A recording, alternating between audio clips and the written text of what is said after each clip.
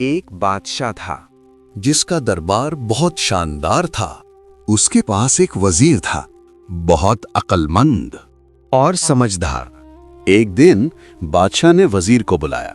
बादशाह ने कहा, वजीर, मेरे मुल्क में अक्लमंद तो बहुत हैं, लेकिन मुझे एक ऐसा शख्स चाहिए जिसके अजीब सवाल और जवाब सबको हैरान कर दे। वजीर ने सर झुकाकर कहा, हुक्म, बादशाह सलामत। वजीर ने हुक्म की तामील की और शहर में तलाश शुरू कर दी। थोड़ी देर बाद उसे एक बेवकूफ मिल गया। ना ज्यादा समझ, ना ज्यादा अकल, बस सीधा सा इंसान। वजीर ने उसे दरबार में लाकर बादशाह के सामने खड़ा कर दिया। बादशाह ने मुस्कुराते हुए कहा, अच्छा, अब यही हमारा खास आदमी होगा।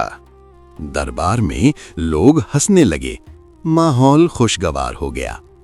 कुछ वक्त गुजरा और एक दिन बादशाह सलामत अचानक बहुत बीमार हो गए। उनका चेहरा पीला पड़ गया, सांस भारी हो गई। हकीम आए, दवा दी, लेकिन कोई फायदा नहीं हुआ। सब हकीम लाजवाब हो गए। बादशाह ने कमजोर आवाज में कहा, बेवकूफ को बुलाया जाए, मैं आखिरी सवाल का जवाब चाहता हूं। बेवकूफ आया और बादशाह के पास खड़ा हो गया। फिर आहिस्ता बोला, बादशाह सलामत, आप मौत के बाद कहां तशरीफ ले जाएंगे? बादशाह ने धीरे से कहा, अपने मालिक के पास। बेवकूफ ने फिर पूछा, बादशाह सलामत, वहां आप कितने दिन रहेंगे?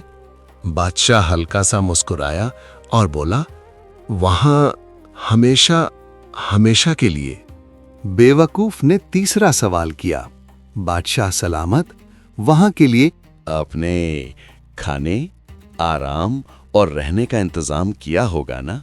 बादशाह का चेहरा एकदम संजीदा हो गया। बादशाह ने कहा, नहीं, मैंने कोई इंतजाम नहीं किया। ये सुनते ही बेवकूफ चुप हो गया। फिर उसने अपने सर से ताज उतारा और बादशाह के सर पर रख दिया।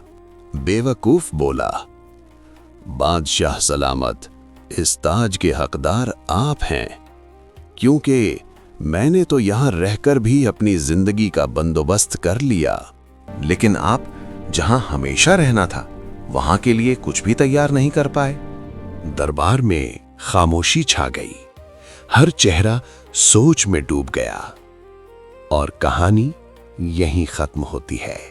इस कहानी से हमें ये सबक मिलता है, दुनिया टेम्पररी है और आखिरत की तैयारी जरूरी है।